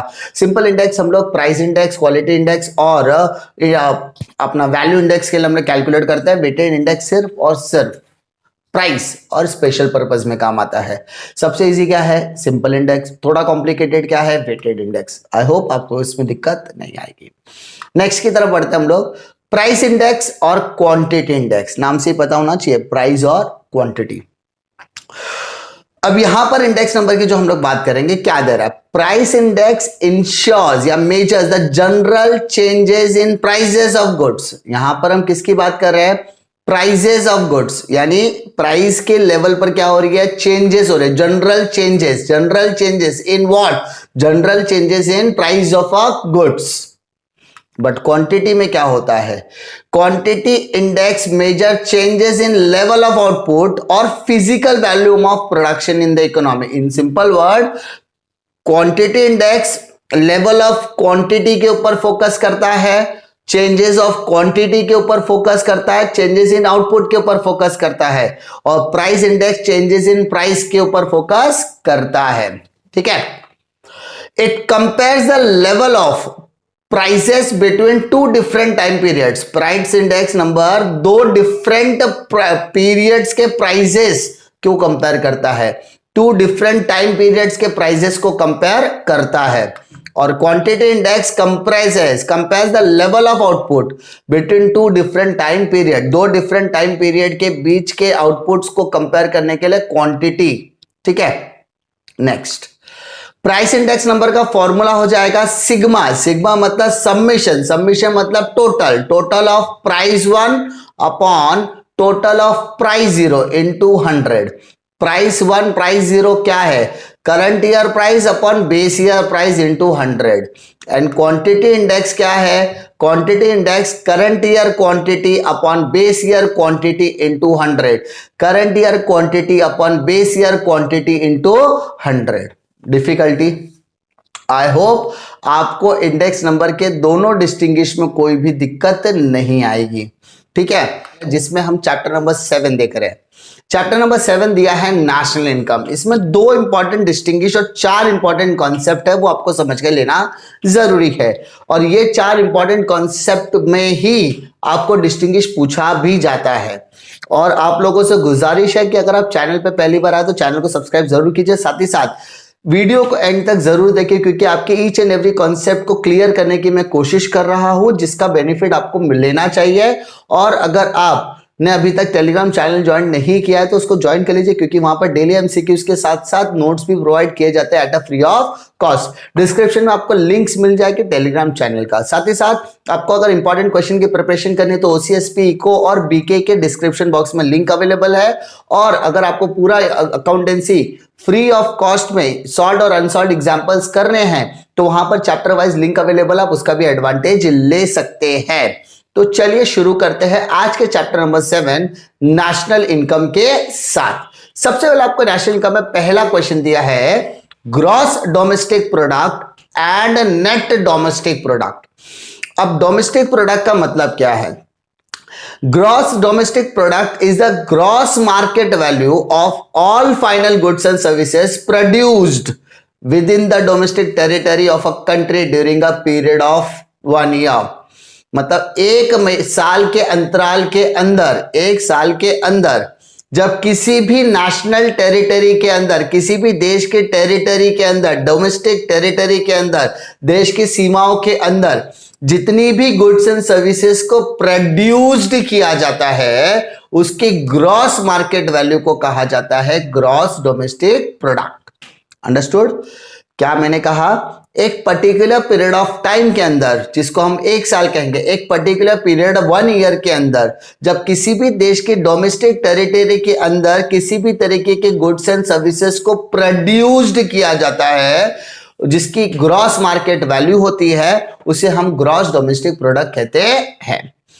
Net domestic product refers to net market value of final goods and services produced within a one domestic country of a country during a particular period of 1 year। यहां पर सेम डेफिनेशन है, सिर्फ फर्क है net market value की। ठीक है, एक पर्टिकुलर ईयर के अंदर किसी भी देश की डोमेस्टिक टेरिटरी के अंदर जितने भी गुड्स एंड सर्विसेज को प्रोड्यूस्ड किया जाता है, उसकी नेट मार्केट वैल्यू को नेट डोमेस्टिक प्रोडक्ट कहा जाता है।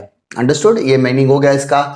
अब इसका एक फॉर्मूला है, जीडीपी मतलब gross domestic product is equal to consumption plus investment plus government consumption plus X minus M, that is export minus import.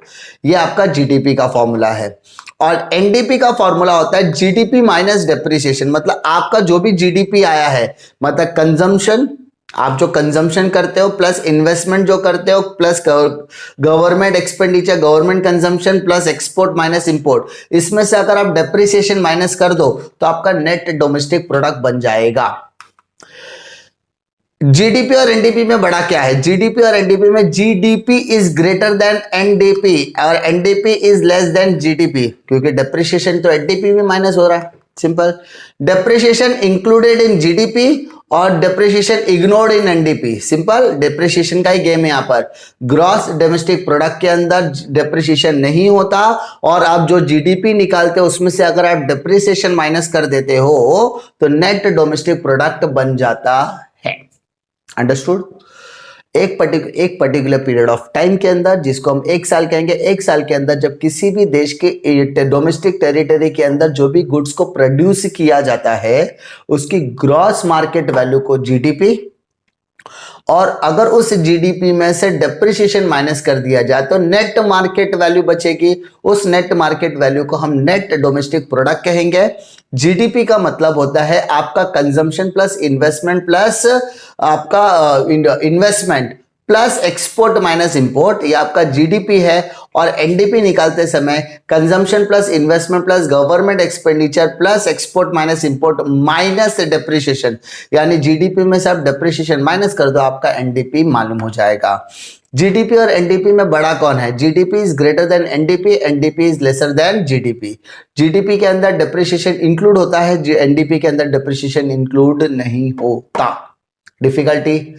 Next concept की तरफ आते हैं, gross national product, net national product, gross national product, net national product. Gross national product is the total measure of flow of all goods and services at market value resulting from current production during a financial year in a country, including net income from abroad।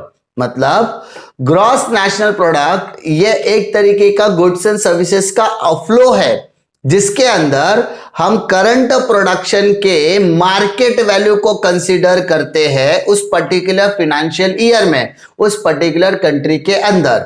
ठीक है, जिसके अंदर हमारा abroad से आने वाले income का भी नेट इनकम देखा जाता है, यानी export minus import. Net national product के अंदर सिर्फ आपको याद रखना है डेप्रिसिएशन वाला पार्ट यहां पर भी माइनस हो जाएगा। Net national product is the net value of all goods and services at market value resulting from the current production during a financial year in a country including net income from abroad. Net national product क्या होता है, किसी भी goods and service, same definition है, खाली वहां पे gross है, यहां पर आपका नेट है। दोनों में फ्लो होता है, दोनों में गुड्स एंड सर्विसेज होती है, दोनों में करंट ईयर के प्रोडक्शन को देखा जाता है, दोनों में फाइनेंशियल ईयर को देखा जाएगा, दोनों में ही देश की बाउंड्रीज को देखा जाएगा, और दोनों के अंदर ही नेट इनकम फ्रॉम अब्रॉड है। बस फर्क क्या है, वहां पे जीएनपी और यहाँ पे एनएनपी है। जीएनपी के अंदर डेप्रिसिएशन इंक्लूड होता है और नेट नेशनल प्रोडक्ट में डेप्रिसिएशन लेस कर दिया जाता है। एग्जाम्पल में देखोगे तो GNP is equal to C plus I plus G plus X minus M plus R minus P. C मतलब कंजम्पशन, आई मतलब इन्वेस्टमेंट, जी मतलब गवर्नमेंट एक्सपेंडिचर, गवर्नमेंट कंजम्पशन जिसे हम लोग कहते हैं, एक्स माइनस एम मतलब export minus import, plus R minus P receipt minus payment. ये आपका फॉरेन इनकम है, foreign income minus foreign expenditure. Same यहां पर एनएनपी में C plus I plus G plus X minus M plus R minus P minus D, D मतलब depreciation. आप जो gross national product निकालते हो उसी में से डेप्रीसिएशन माइनस कर दो, आपका नेट नेशनल प्रोडक्ट मिल जाएगा। ठीक है, अगर आप मैं चारों कॉन्सेप्ट को रिलेट करने की कोशिश करूं तो जीडीपी के अंदर हमने क्या पढ़ा था? जीडीपी के अंदर आपने पढ़ा था consumption plus investment plus government plus X minus M. ठीक है, ये जीडीपी। इसमें से मैं डेप्रिसिएशन अगर माइनस कर देता हूं तो मेरा बन जाएगा NDP, net domestic product. Simple. अब इसमें अगर मैं रिसिप्ट माइनस पेमेंट ऐड कर दूं, रिसिप्ट माइनस यानी जीडीपी में से रिसिप्ट एंड पेमेंट अगर मैंने ऐड कर दिया तो ग्रॉस नेशनल प्रोडक्ट बन जाएगा। और एनडीपी में भी रिसिप्ट और पेमेंट ऐड कर दो तो नेट नेशनल प्रोडक्ट बन जाएगा।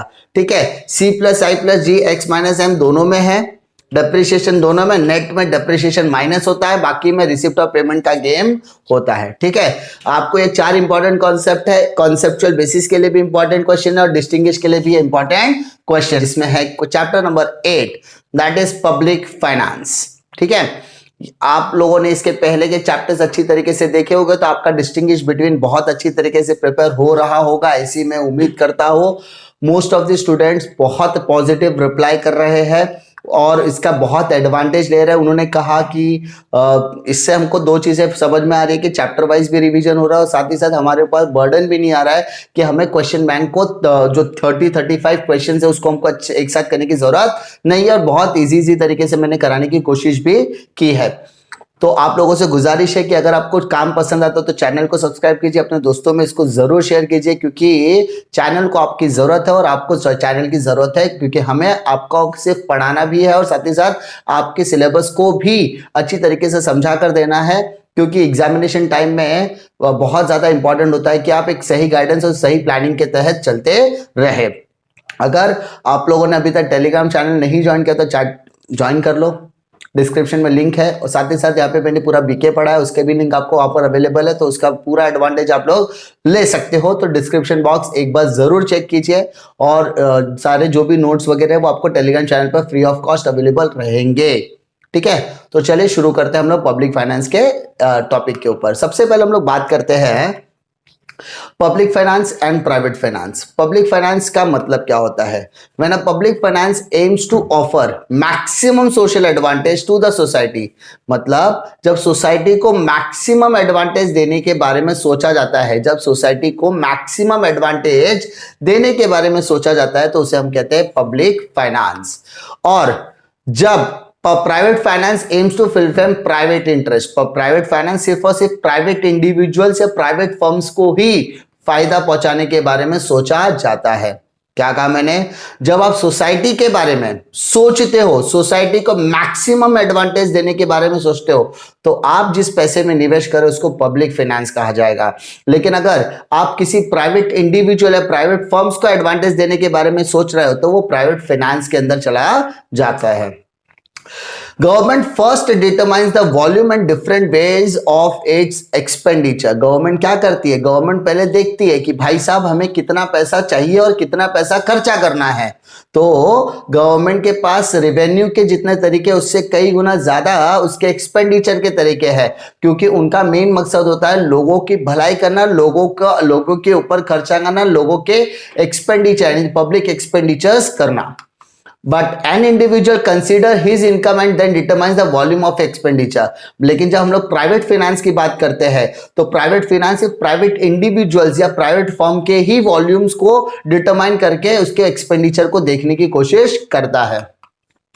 Government gets high degree of credit in the market. Government को ज्यादा तवज्जो दिया जाता है जब वो पब्लिक फाइनेंस देखता है। High degree of credit, market में ज्यादा क्रेडिबिलिटी की बात करो तो गवर्नमेंट की क्रेडिबिलिटी है।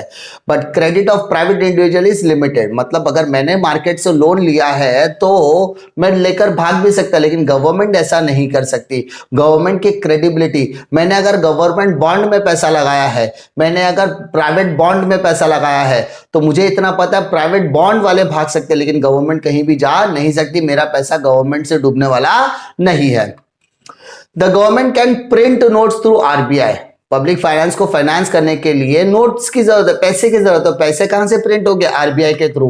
But private individual does not enjoy the right to print currency. Currency को प्रिंट करने का अधिकार किसी भी प्राइवेट इंडिविजुअल या प्राइवेट इंस्टीट्यूशंस को नहीं है। Public finance is more elastic, more flexible. सबसे ज्यादा फ्लेक्सिबिलिटी पब्लिक फाइनेंस में होती है। प्राइवेट फाइनेंस में there is no scope of flexibility, there is no scope of flexibility.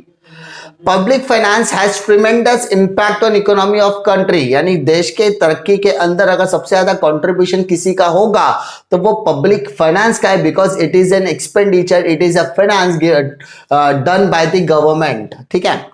Private finances has marginal effect on the economy. देश की तरक्की में प्राइवेट फाइनेंसेस का भी योगदान होता है, लेकिन उसका एक समय सीमा, उसके एक लिमिटेशंस है। ठीक है। Public finance it is a finance which is done by government, private finance is done by the private individual, private firm, जिसकी एक सीमा है। प्राइवेट पब्लिक फाइनेंस की कोई सीमा नहीं है, जिसके अंदर गवर्नमेंट की क्रेडिबिलिटी पब्लिक फाइनेंस के थ्रू ज्यादा है, बट प्राइवेट इंडिविजुअल की क्रेडिबिलिटी मार्केट में थोड़ी सी कम है। नेक्स्ट क्वेश्चन की तरफ हम लोग बढ़ते हैं। क्या दिया है? Revenue expenditure and capital expenditure, दोनों में क्या फर्क है? एक्सपेंडिचर मतलब हम लोग खर्चे की बात कर रहे हैं। ठीक है।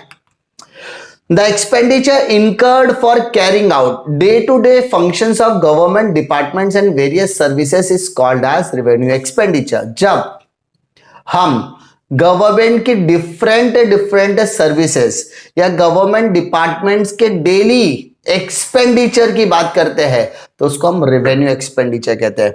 गवर्नमेंट डिपार्टमेंट्स या गवर्नमेंट की डिफरेंट सर्विसेज पर जो डे टू डे बेसिस पर खर्चा किया जाता है उसको हम रेवेन्यू एक्सपेंडिचर कहेंगे। Next, the expenditure incurred for progress and development of the country is called capital expenditure. जब कोई भी खर्चा किसी भी देश के तरक्की के लिए, प्रोग्रेस के लिए या डेवलपमेंट के लिए किया जाता है उसे हम कैपिटल एक्सपेंडिचर कहते हैं। देश में ब्रिज बनाने का जो खर्चा है वो कैपिटल एक्सपेंडिचर है, लेकिन उस ब्रिज को बनने के बाद जो मेंटेनेंस किया जाएगा वो रेवेन्यू एक्सपेंडिचर है। हॉस्पिटल बनाने का खर्चा कैपिटल एक्सपेंडिचर है, लेकिन उस हॉस्पिटल में मेंटेनेंस और डॉक्टर्स स्टाफ का खर्चा रेवेन्यू एक्सपेंडिचर के तहत आएगा। Revenue, it is recurring in nature. Capital, it is non-recurring in nature. It can be development as well as non-development. Revenue expenditure development और non-development दोनों पर्पस के लिए हो सकता है, but capital expenditure is generally development and productive in nature. Helps to increase the productive capacity of the nation. देश की तरक्की में सबसे ज्यादा योगदान अगर देना है तो कैपिटल एक्सपेंडिचर का है, और जब आप कैपिटल एक्सपेंडिचर करते हो उसी के बाद आपको उसको मेंटेनेंस की जरूरत है, उसी के बाद आप उसके development and non development activity में पार्टिसिपेट करते हो। आई होप आपको इसमें कोई दिक्कत नहीं आएगी। Next, direct tax and indirect tax. जो टैक्स आपको दर्द देकर जाएगा वो डायरेक्ट टैक्स, और जो टैक्स आपको दर्द नहीं देगा वो इनडायरेक्ट टैक्स।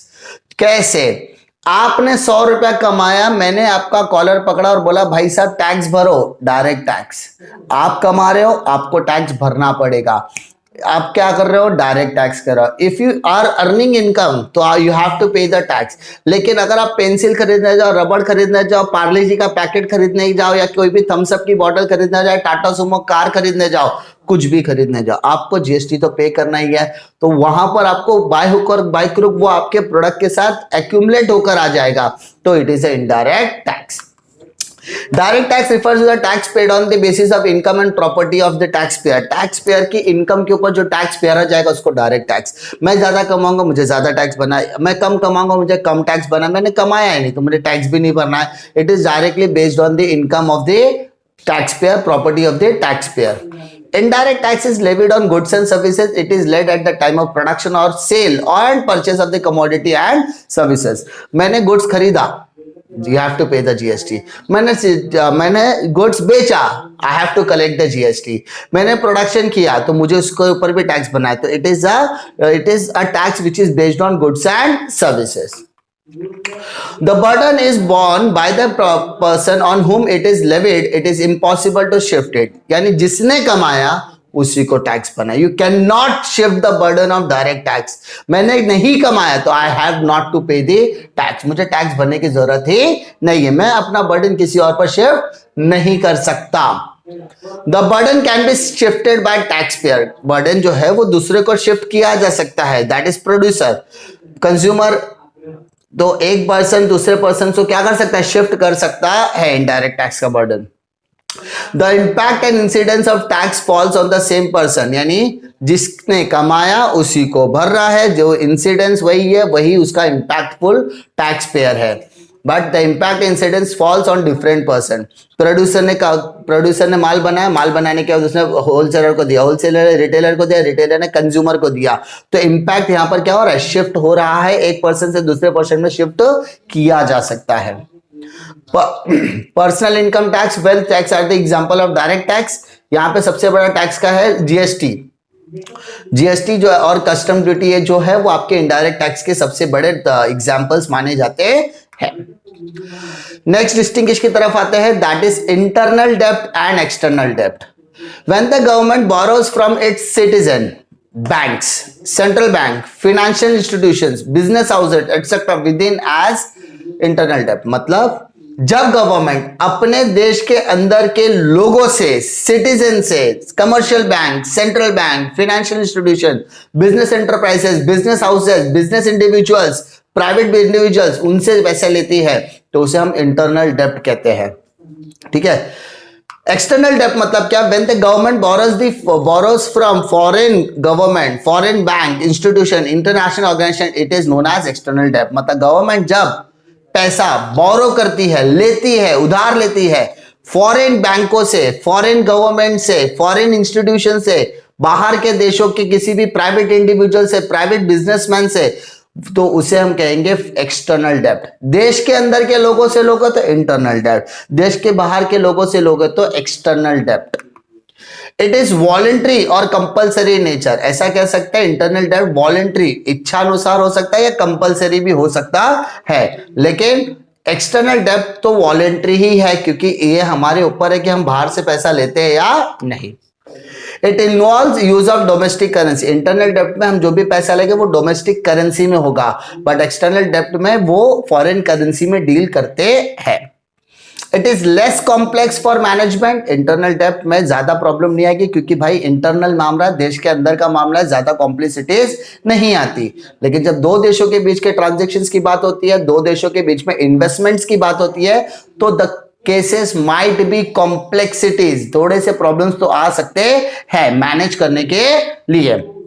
चैप्टर नंबर 9 की शुरुआत करने वाला है, जिसका नाम है money market and capital market in India. ये चैप्टर बहुत ही ज्यादा इंपॉर्टेंट है और आप लोगों से गुजारिश है कि जैसे जैसे वीडियोस रिलीज हो रहे हैं वैसे वैसे आप उसके डिस्टिंग्विश करते जाइए। It will give 100% benefit to you और आपको इसमें किसी भी तरीके का बर्डन आने वाला नहीं है। तो छोटी छोटी प्लानिंग से करो, छोटे छोटे एग्जीक्यूशंस करो, प्लानिंग और एग्जीक्यूशन जब साथ में मिलेगा तो सक्सेस 101% आपको अचीव करके मिलने वाली है।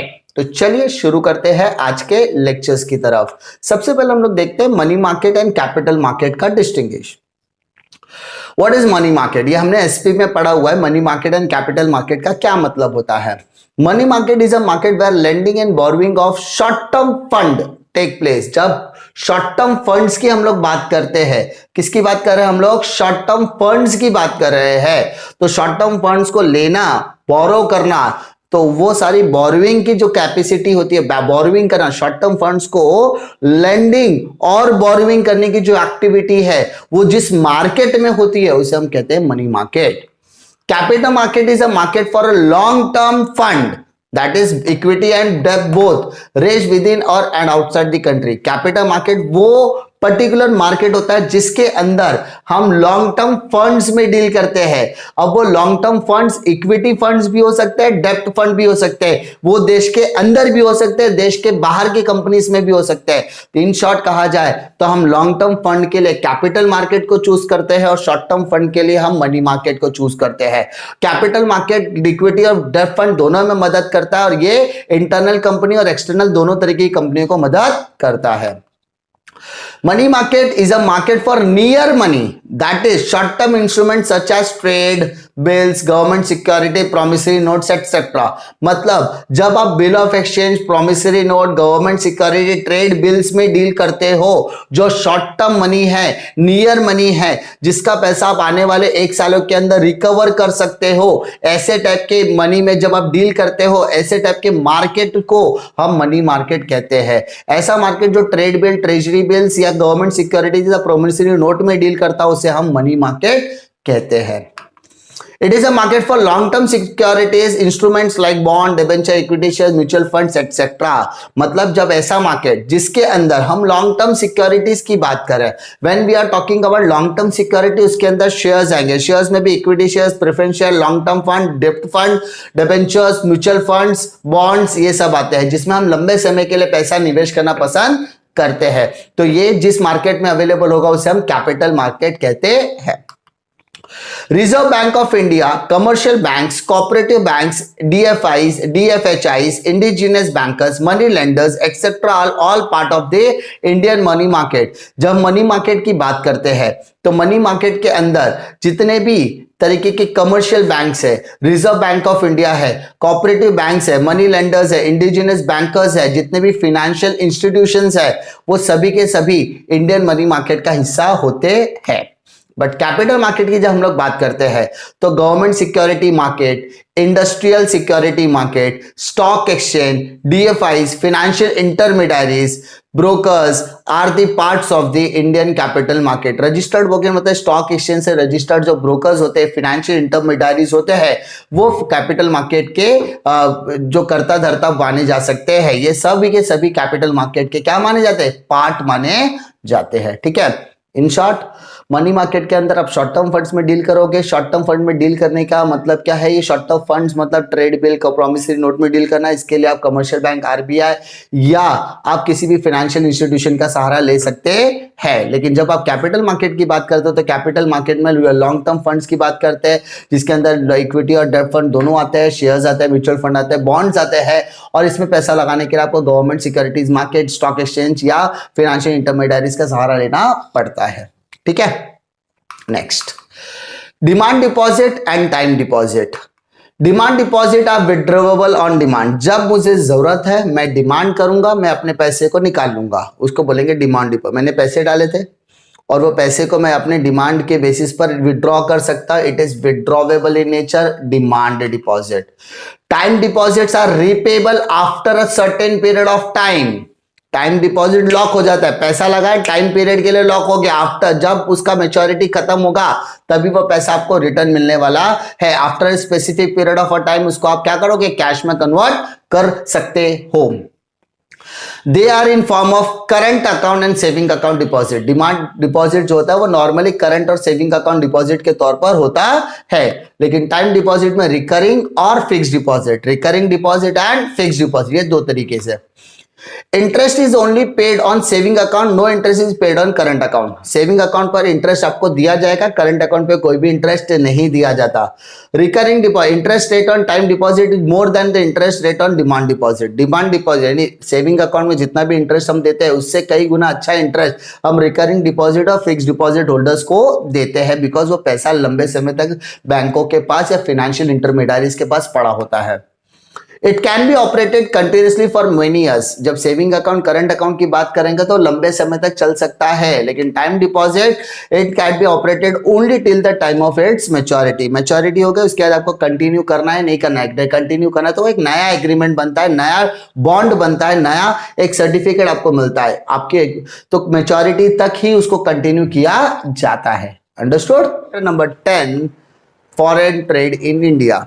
इस चैप्टर्स ये चैप्टर बहुत ही ज्यादा इजी चैप्टर्स है, या आपने कहीं ना कहीं 11th स्टैंडर्ड में इसका बेसिक सीखा हुआ है, इसलिए आपको इसमें ज्यादा दिक्कतें आने वाली नहीं है। तो प्लीज मेक श्योर कि आप वीडियो एंड तक जरूर देखें, और आप लोगों से गुजारिश है कि आप वीडियो को डाउनलोड ना करें, क्योंकि इससे चैनल को बहुत बड़ा नुकसान होता है।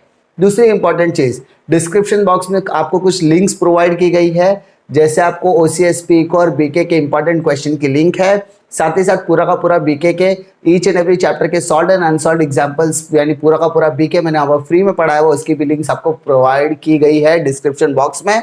आप उसको डाउनलोड करके या आप उस पर जाकर अपना अकाउंट सीख सकते हो, उसका एडवांटेज ले सकते हैं। तो चलिए शुरू करते हैं चैप्टर नंबर 10 के डिस्टिंग्विश की तरफ। सबसे पहला डिस्टिंग्विश जो इंपॉर्टेंट है वो है import trade and export trade. बहुत इंपॉर्टेंट चैप्टर क्वेश्चन ये है import and export.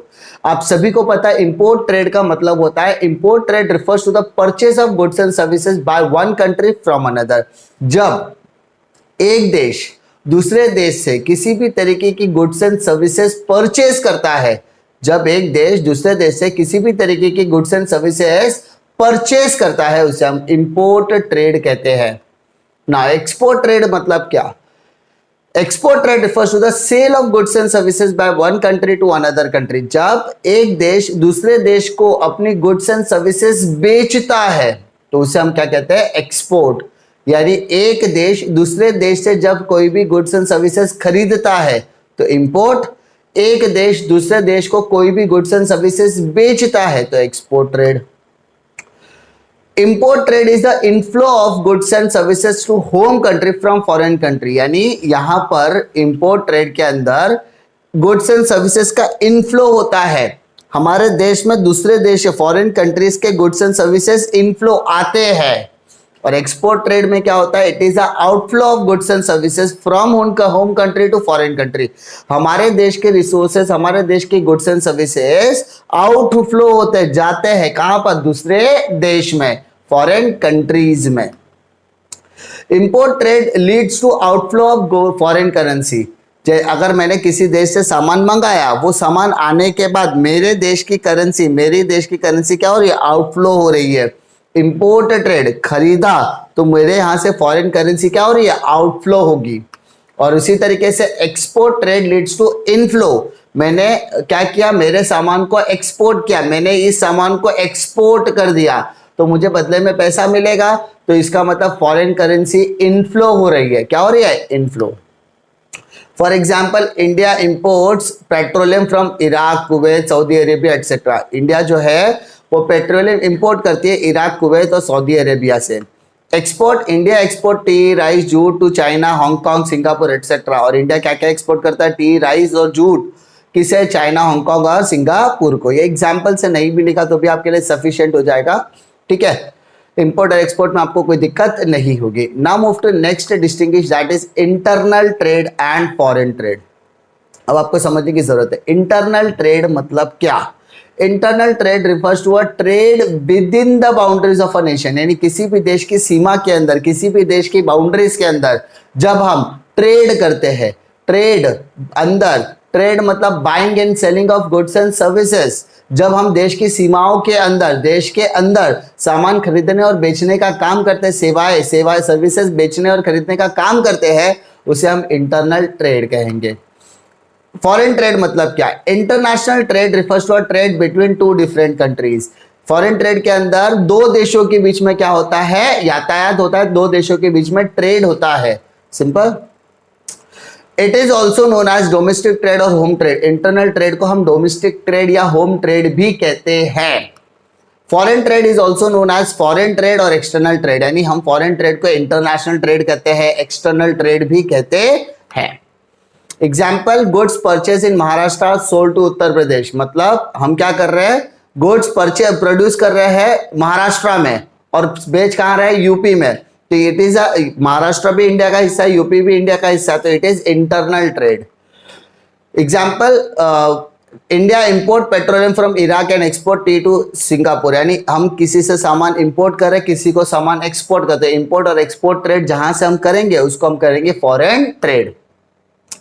Internal trade does not result in inflow और आउटफ्लो ऑफ फॉरेन एक्सचेंज। यानी जब हम लोग इंटरनल ट्रेड करते हैं तो जो भी हमारा ट्रेडिंग होता है वो इंडियन रुपीज में होगा। अगर अमेरिका के किसी दो राज्यों के बीच में ट्रेडिंग हो रही है तो उसमें अमेरिकन डॉलर्स इन्वॉल्व होगा। तो इसमें किसी भी दो करेंसीज का इन्वॉल्वमेंट नहीं होता, इसमें सिंगल करेंसी में हम लोग क्या करते हैं? डील करते हैं। इसलिए यहाँ पे ना तो इनफ्लो है ना ही आउटफ्लो है।